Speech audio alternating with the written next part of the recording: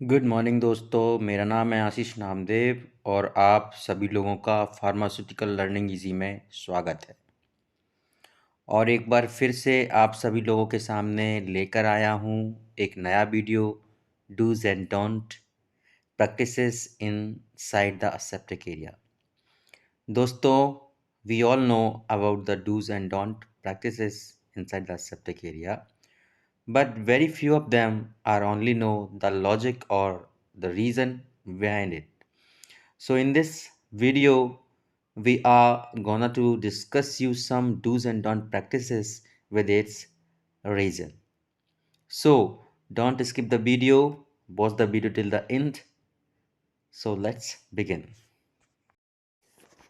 दोस्तों, हमारे जो भी ऑपरेटर्स एंड जो भी सुपरवाइजर्स हैं जो क्रिटिकल एरिया में या सेप्टिक प्रोसेसिंग एरिया में क्रिटिकल ऑपरेशंस परफॉर्म करते हैं, उनको कॉस्मेटिक्स का यूज़ नहीं करना चाहिए क्योंकि ये कॉस्मेटिक्स विस्कस होते हैं, ग्रीसी होते हैं और जो भी विस्कस और ग्रीसी आइटम्स होते हैं वो माइक्रो ऑर्गेनिज्म को अपने ह्यूमन की स्किन की तरफ आकर्षित करते हैं और इनके खुद के जो पार्टिकल्स होते हैं वो एरिया को और प्रोडक्ट को कंटामिनेट कर सकते हैं। इसके लिए हमें कॉस्मेटिक्स का यूज़ नहीं करना चाहिए। No jewellery in aseptic area. दोस्तों, हमें ज्वेलरी का यूज़ नहीं करना चाहिए क्योंकि ज्वेलरी से स्किन में घर्षण पैदा होता है और स्किन जो होती है वो अलग हो जाती है और वो हमारे प्रोडक्ट को, हमारे एसेप्टिक एरिया को कंटामिनेट कर सकती है। अगर हम रिंग्स पहनते हैं तो रिंग्स हमारे जो स्टेराइल ग्लव्स हैं उनको डैमेज कर सकती है और आपका जो हैंड्स है वो डायरेक्ट एक्सपोज में हो सकता है स्टेराइल एरिया के। So we should avoid to wear jewellery. दोस्तों, असेप्टिक एरिया में हमें दीवार के सहारे नहीं खड़ा होना चाहिए क्योंकि हमें अपने गाउन की स्टेरिटी को भी मेंटेन करना होता है। Body posture is playing an important role in aseptic area. हमारी बॉडी अपराइट पोजीशन में भी 0.3 माइक्रोन साइज तक के 1,00,000 पार्टिकल्स का उत्सर्जन करती है। मोडेस्ट मूवमेंट के साथ हमारी बॉडी 0.3 माइक्रोन साइज तक के पार्टिकल 5,00,000 तक का उत्सर्जन कर सकती है। फुल बॉडी मूवमेंट से 20,00,000 तक के पार्टिकल उत्सर्जन हो सकते हैं। स्लो वॉकिंग भी 50,00,000 तक के पार्टिकल्स का हमारी बॉडी उत्सर्जन करती है और रिगरस एक्सरसाइज से तो कम से कम 3 करोड़ पार्टिकल्स का हमारी बॉडी उत्सर्जन करती है। इसलिए बॉडी पोस्चर हमें हमेशा अपराइट पोजीशन में ही रखना चाहिए इफ़ इट इज़ अवॉइडेबल। दोस्तों, हमें फ्लोर से कोई भी आइटम्स नहीं उठाना चाहिए and we should not crowd together and most importantly हमें जो फर्स्ट एयर है वो हमारे प्रोडक्ट को मिलनी चाहिए। सो हमें फर्स्ट एयर को डिस्टर्ब नहीं करना चाहिए। दोस्तों, we should not sit on the floor. हमें फ्लोर पर नहीं बैठना चाहिए। नेज़ल कैविटी या स्किन या आइज़ में ईचिंग नहीं करना चाहिए।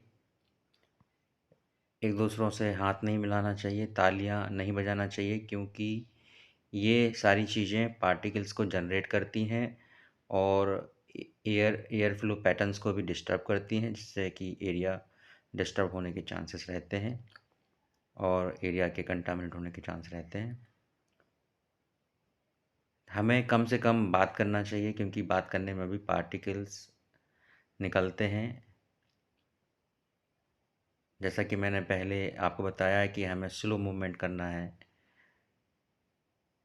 और भागना या दौड़ना नहीं है क्योंकि इससे हमारा एरिया डिस्टर्ब ना हो और जो हमारा एयर फ्लो पैटर्न है वो मेंटेन रहे।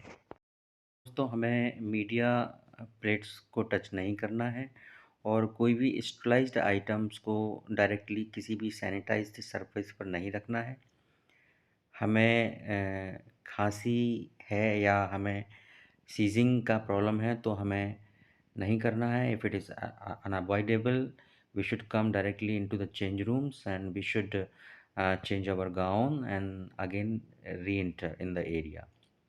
So we should all avoid all those things. दोस्तों, हमें असेप्टिक एरिया में अपराइट पोजीशन में ही खड़े होना चाहिए.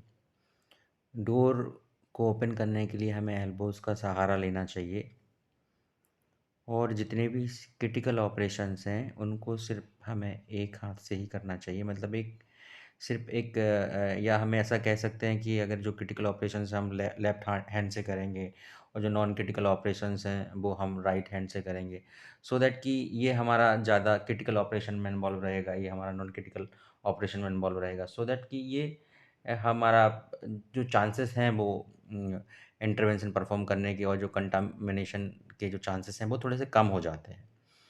तो वो हमें थोड़ा ध्यान रखना पड़ेगा. दोस्तों, हमें स्ट्राइल आइटम्स को ट्रांसफ़र करने के लिए केबल और केबल मोबाइल ट्रॉली का ही यूज़ करना है.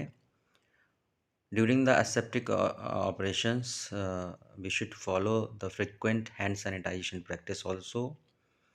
ग्लव्स का रिप्लेसमेंट भी एक डिफाइंड इंटरवल ऑफ टाइम के साथ में होना चाहिए और एक गुड हाइजीन प्रैक्टिस को भी हमें मेंटेन करके रखना है. दोस्तों, हमें डिफरेंशियल प्रेशर, टेम्परेचर और रिलेटिव ह्यूमिडिटी की मॉनिटरिंग एक डिफाइंड पीरियड ऑफ इंटरवल में करना चाहिए, जिससे पता चलेगा कि ऐसा तो नहीं है कि कोई डिफरेंशियल प्रेशर किसी रूम का कम हो गया हो या बाहर से जो कंटामिनेटेड एयर है वो अंदर आ रही हो. टेम्परेचर ज़्यादा रहेगा तो स्वेटिंग ज़्यादा होगा और मॉइस्ट और स्वेटिंग एरियाज़ में माइक्रो ऑर्गेनिज्म ज़्यादा ग्रो करते हैं. इसी तरह से एसेप्टिक एरिया का क्लीनिंग एंड सैनिटाइजेशन भी एज पर डिफाइंड फ्रिक्वेंसी के साथ में होना चाहिए और कोई भी मटेरियल जो भी एसेप्टिक प्रोसेसिंग एरिया में आ रहा है वो थ्रू पासबॉक्स के थ्रू ही आना चाहिए. So we should contact the sterile material only with the sterile instrument and always maintain proper gown control. Thank you for watching the video. Give this video a big thumbs up. Share the video. If you have any doubt or question, please let me know below in the comment section. I'll be pleased to answer it. Do not forget to subscribe my channel Ashish Namdev Pharmaceutical Learning Easy to watch more new videos. See you in the next videos. Bye. Bye bye.